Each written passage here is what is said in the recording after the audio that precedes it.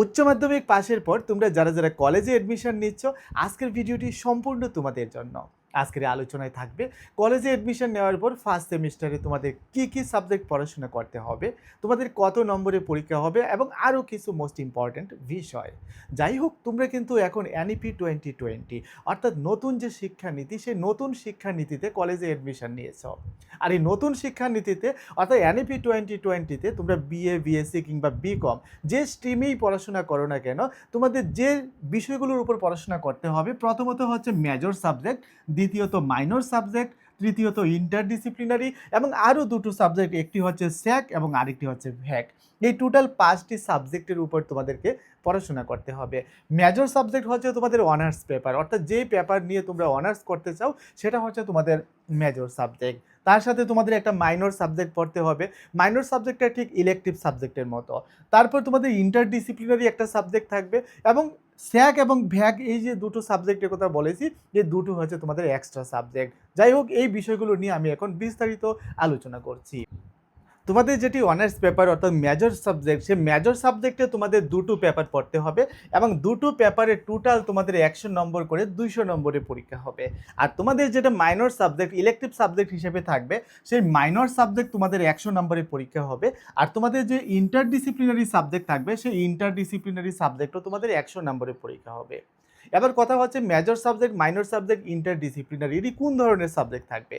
Suppose তুমি যদি আর্টসের স্টুডেন্ট হয়ে থাকো, মেজর সাবজেক্ট হিসাবে যদি তুমি হিস্ট্রি সাবজেক্টটাকে বেছে নাও, যেটাতে তুমি অনার্স করবে, এবার হিস্ট্রি বাদ দিয়ে অন্য যে কোনো একটা সাবজেক্ট তোমাকে মাইনর সাবজেক্ট হিসেবে চুজ করতে হবে। সেটা পলিটিক্যাল হতে পারে, এডুকেশন হতে পারে, বেঙ্গলি হতে পারে, ইংলিশ হতে পারে, বা তোমার পছন্দের যে কোনো সাবজেক্ট হতে পারে।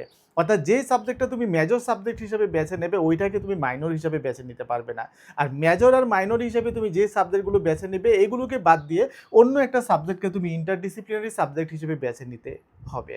সেটা হতে পারে তোমার বেঙ্গলি, হতে পারে পলিটিক্যাল, হতে পারে হিস্ট্রি। অর্থাৎ যেটা মেজর নিয়েছো, যেটা মাইনর নিয়েছো, ওই দুইটাকে ছেড়ে অন্য যে কোনো একটা সাবজেক্ট তুমি ইন্টারডিসিপ্লিনারি সাবজেক্ট হিসেবে নেবে। মনে রাখবে, এই মেজর সাবজেক্ট, মাইনর সাবজেক্ট এবং ইন্টারডিসিপ্লিনারি, এই তিনটাই হচ্ছে তোমার মেইন সাবজেক্ট। আর বাকি যে দুটো সাবজেক্ট বলেছিলাম, একটা স্যাক অর্থাৎ স্কিল এনহ্যান্সমেন্ট কোর্স এবং আরেকটা হচ্ছে ভ্যাক অর্থাৎ ভ্যালু এডেড কোর্স, ওই দুটা হচ্ছে তোমাদের এক্সট্রা সাবজেক্ট।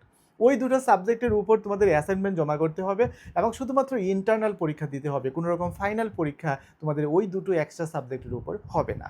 এবার কথা বলছি মার্কসের ব্যাপারে। তোমাদের যে মেজর সাবজেক্ট, মাইনর সাবজেক্ট এবং ইন্টারডিসিপ্লিনারি সাবজেক্টের কথা আমি বললাম, এই প্রত্যেকটা সাবজেক্টে তোমাদের 100 মার্কের পরীক্ষা হবে। আমি বলেছি এই 100 মার্কের মধ্যে তোমাদের ইন্টারনাল হবে তোমাদের 40 মার্ক এবং এক্সটার্নাল হবে তোমাদের 60 মার্ক। ইন্টারনাল বলতে আমরা কি বুঝি, এক্সটার্নাল বলতে আমি কি বুঝি। ইন্টারনাল হচ্ছে ফাইনাল পরীক্ষার আগে কলেজে তোমার কাছ থেকে ক্লাস টেস্টের মতো নেবে, তোমার কাছ থেকে অ্যাসাইনমেন্ট জমা নেবে, ওইগুলো হচ্ছে তোমাদের ইন্টারনাল। আর 60 মার্কে যেটা হবে, এটা হবে তোমার ফাইনাল পরীক্ষা, যেটাকে আমরা সেমিস্টার পরীক্ষা বলে থাকি।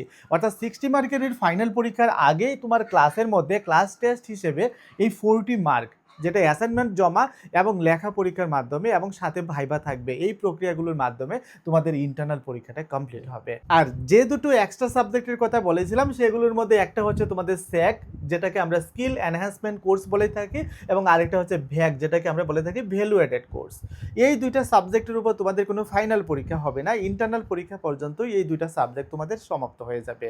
এই দুইটা সাবজেক্টও তোমাদের 100 নম্বর করে 200 নম্বরের পরীক্ষা হবে। তবে এই দুইটা সাবজেক্টে প্রথমত তোমাদের কাছ থেকে অ্যাসাইনমেন্ট জমা নেবে 60 মার্কে, আর ইন্টারনাল এক্সাম হবে তোমাদের 40 মার্কে। আর এই 60 মার্কের অ্যাসাইনমেন্টের জন্য তোমাদের কাছ থেকে টোটাল 6টা অ্যাসাইনমেন্ট নেবে, প্রত্যেকটা অ্যাসাইনমেন্টের মার্ক থাকবে 10 নম্বর করে। আর তোমাদের 40 মার্কের যে ইন্টারনাল এক্সাম রিটেন হবে, সেই 40 মার্কের জন্য তোমাদের 20টা 2 নম্বরের শর্ট কোশ্চেন পরীক্ষাতে আসবে, যে 2 নম্বরের 20টা শর্ট কোশ্চেন মিলিয়ে তোমাদের 40 মার্কের এই ইন্টারনাল পরীক্ষাটা হয়ে যাবে। ইন্টারনাল পরীক্ষা হয়ে গেলে তোমাদের ফাইনাল পরীক্ষার জন্য এই দুটো সাবজেক্টের আর কোনো প্রিপারেশন নিতে হবে না। অর্থাৎ ইন্টারনাল পরীক্ষা পর্যন্ত তোমাদের এই দুটো এক্সট্রা সাবজেক্ট কমপ্লিট হয়ে যাবে। তোমাদের মেজর এবং মাইনর সাবজেক্টগুলোতে টোটাল 4টা করে ব্রড কোশ্চেন আনসার করতে হবে এবং 4টা ব্রড কোশ্চেনের নম্বর থাকবে 12 করে 48 নম্বর।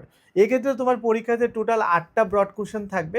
8টা থেকে তোমার পছন্দ মতো যে কোনো 4টা ব্রড কোশ্চেন তোমাকে আনসার করতে হবে।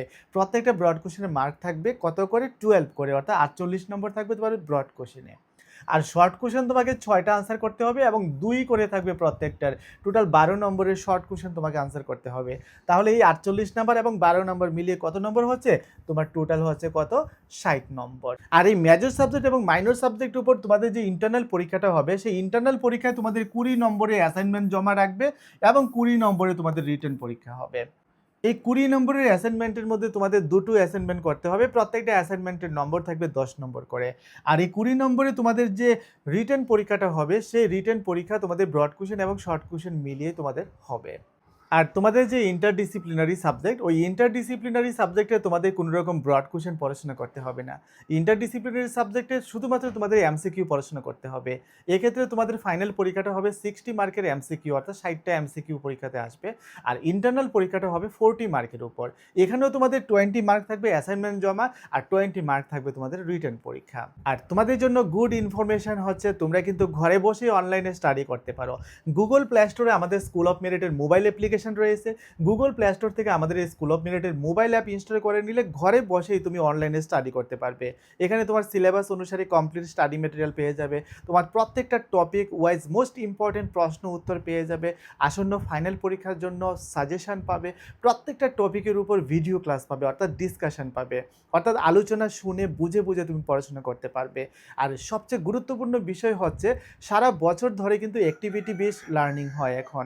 সুতরাং তোমার কলেজ থেকে অ্যাসাইনমেন্ট দেবে, তোমাকে সেই অ্যাসাইনমেন্টের উত্তর রেডি করে দেওয়া, ইন্টারনাল পরীক্ষার জন্য প্রশ্নপত্র দেবে, সেই প্রশ্নপত্রের উত্তর রেডি করে দেওয়া, এই কাজগুলো আমি করে থাকি এবং তোমাদের এই মোবাইল অ্যাপ্লিকেশনের মধ্য দিয়ে। শুধুমাত্র মোবাইল অ্যাপটাই তোমাদের কাছে থাকবে আর প্রতিনিয়ত আপডেট পেয়ে যাবে এই মোবাইল অ্যাপের মাধ্যমে। নিয়মিত কলেজে যাওয়া, ক্লাস করা, এটা প্রত্যেকের পক্ষে সম্ভব হয় না।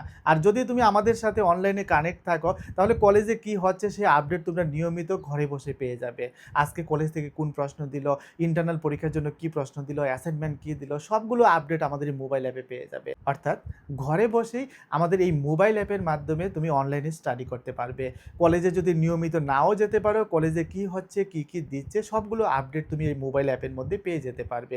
অর্থাৎ ঘরে বসেই আমাদের এই মোবাইল অ্যাপের মাধ্যমে তুমি তোমার সেমিস্টারের সম্পূর্ণ প্রস্তুতি নিতে পারবে। তাই ঘরে বসে যদি আমাদের এই মোবাইল অ্যাপের মাধ্যমে তুমি তোমার সেমিস্টারের প্রস্তুতি নিতে চাও, তাহলে আজই গুগল প্লে স্টোর থেকে আমাদের school of merit mobile app install করে নিতে পারো।